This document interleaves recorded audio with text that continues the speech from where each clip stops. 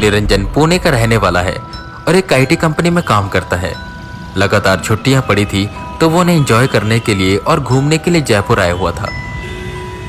उसका बहुत पहले से मन था कि वो जयपुर घूमने के लिए आए और वहां की खूबसूरती देखे, तो जैसे उसे मौका मिला वो निकल पड़ा। उसे जयपुर आए अभी बस एक ही दिन हुआ था।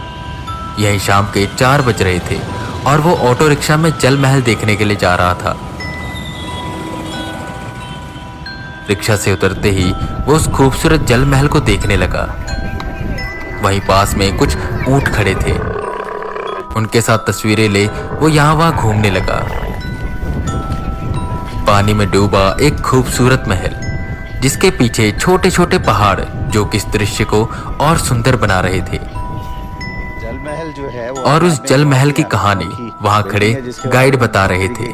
भ्रामक चीजें भी लोगों में कि खैर यहाँ वहां घूमते हुए उसे 6 बज गए। वहीं पास में एक शख्स भुट्टा बेच रहा था, तो निरंजन ने उससे एक भुट्टा लिया और आराम से चलते चलते भुट्टा खाते हुए जयपुर की गलियों को पैदल ही नापने लगा।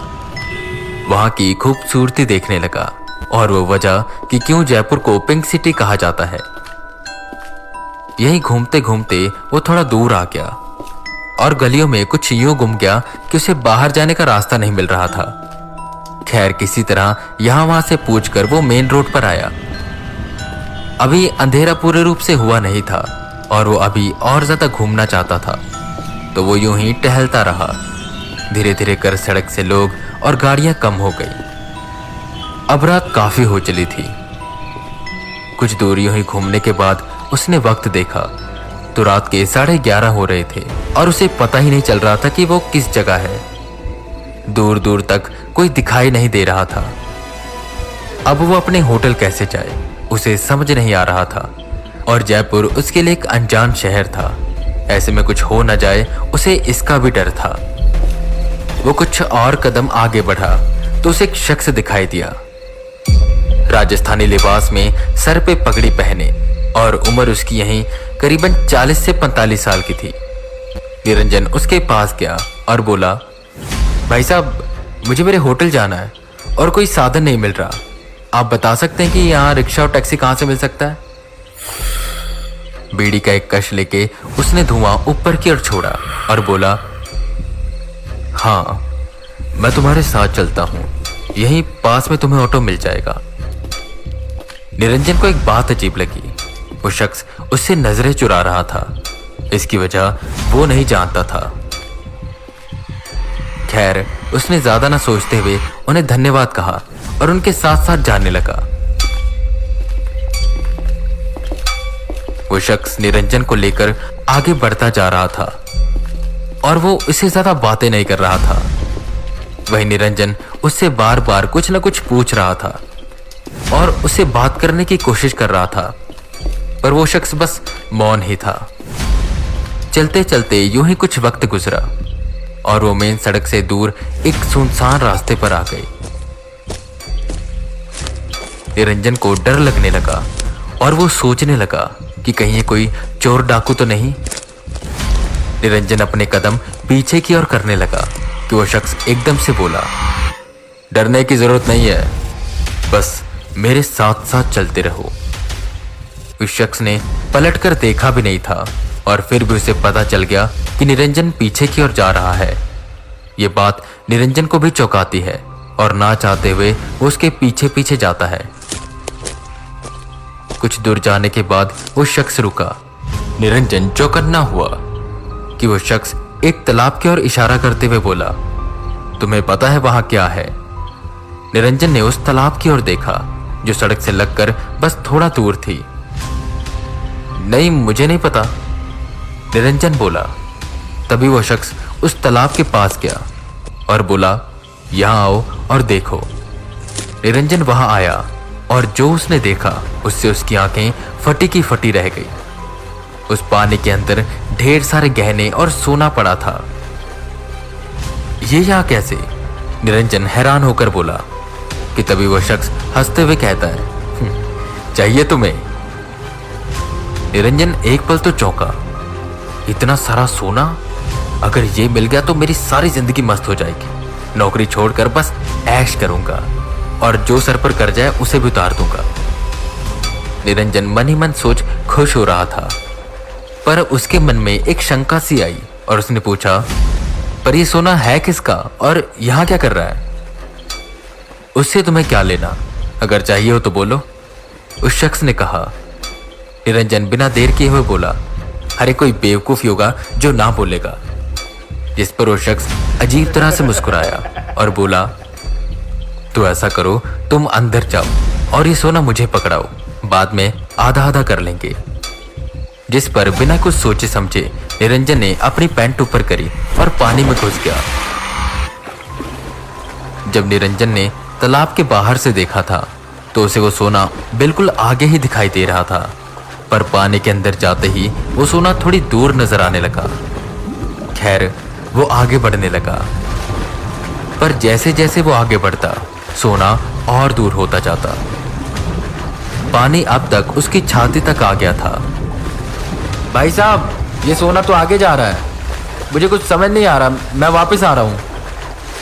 नहीं नहीं, आगे बढ़ते रहो, वहीं होगा, थोड़ा सा मुस्कुराते हुए उस शख्स ने कहा। निरंजन को कुछ अजीब लगा, उसने पलट कर देखा तो वह शख्स एकटक उसकी ओर देखते हुए मुस्कुरा रहा था। हालांकि अंधेरा काफी था, पर बगल में लगी स्ट्रीट लाइट से उसका चेहरा देख पा रहा था। उसके चेहरे पर एक अजीब सी मुस्कान थी और अब जाकर निरंजन ने उसकी आंखों में आंखें डाली थी। उस शख्स की पलकें बार बार ऊपर नीचे हो रही थी और उसकी पुतलियां स्थिर नहीं थी, वो बस इधर उधर हिलती जा रही थी, मानो ऐसा जैसे वो उसकी आंखों में आंखें डालकर देखना ही ना चाहता हो। ये जो भी था बहुत डरावना था। नीरज को कुछ गड़बड़ लगने लगी। उसने अपने आंखों पे लगी लालच की पट्टी को उतारा और बाहर की ओर जाने लगा।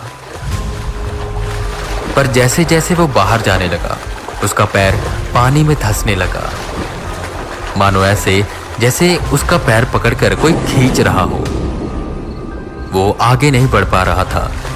किसी न किसी तरह जोर लगाते हुए वो बस अपने कदम उठाता, पर फिर ऐसा लगता कि जैसे कोई खींच रहा हो। वो जितना ज्यादा जोर लगाता उतना ही पानी के अंदर जाता। उसे कुछ भी समझ नहीं आ रहा था और वो बहुत घबरा रहा था। और वहीं वो खड़ा शख्स जोर जोर से हंस रहा था, मानो ऐसे जैसे उसकी मौत का वो तमाशा देख रहा हो। जब पानी निरंजन के गले तक आ गया तो उसने मदद की गुहार लगाई और चिल्लाना शुरू किया, बचाओ मुझे, बचाओ, मैं पानी के अंदर डूब रहा हूं, कोई है यहाँ, बचाओ मुझे। थोड़ी देर बाद कुछ लोगों की आवाजें आई। वो शख्स वहां से भाग गया।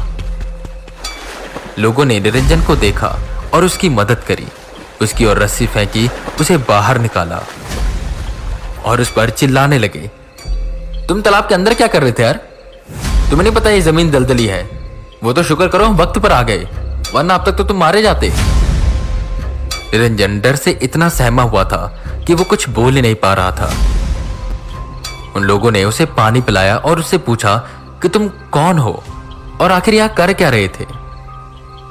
तो जो जो निरंजन के साथ हुआ था वो उन्हें सब बताने लगा। उस शख्स का मिलना, तालाब में सोना दिखना और उस शख्स का हुलिया। निरंजन की सारी बात सुनकर वो सब लोग आपस में बातें करने लगे और उनमें से एक शख्स आगे आया और निरंजन से बोला, चलो भगवान का शुक्र है कि तुम बच गए, और अब जो मैं तुम्हें बताने वाला हूं ना, उससे डरना मत। वो जो शख्स तुम्हें मिला था ना, वो कोई इंसान नहीं था, बल्कि वो एक छलावा था। क्या छलावा? निरंजन हैरान हुआ। यूं तो उसने छलावा की काफी कहानियां सुनी हुई थी, पर उसे लगता था कि बस ये कहानियां हैं। पर जब आज उसने अपनी आंखों से देखा तो उसे यकीन हुआ कि छलावा सच में होते हैं। खैर, उसने भगवान का और उन लोगों का शुक्रिया अदा किया। उन लोगों में से एक आदमी उसे होटल पर छोड़कर आया और इसके बाद कभी भी निरंजन अगर कहीं घूमने गया तो कभी भी यूं रात को अकेले नहीं निकला, और खासकर अनजान रास्तों पर, क्योंकि कब किसी अनजान रास्ते पर फिर कहीं उसे कोई शख्स दिखाई दे जो उसे उसके साथ चलने को कहे।